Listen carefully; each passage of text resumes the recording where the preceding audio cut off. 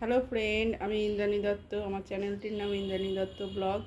আজকে আমি ব্লগে কোনো রান্নার রেসিপির ভিডিও দেখালাম না। আমি কি রান্না করেছি সেইটাই দেখালাম। আমার থালিতে আজকে কী থাকছে সেটাই তোমাদের দেখাচ্ছি। এই দেখো, গরম গরম গোবিন্দভোগ চালের আর মুগ ডাল দিয়ে খিচুড়ি, একদম লাল লাল কষা কষা।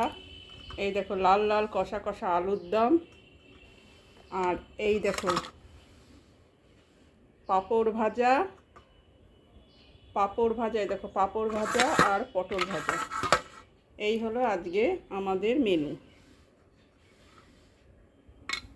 যদি আমার এই খাবারের থালিটা তোমাদের পছন্দ হয় তাহলে অবশ্যই আমাকে একটা ফোন করবে, অথবা আমাকে লাইক করবে, শেয়ার করবে, ভিডিওটা শেয়ার করবে।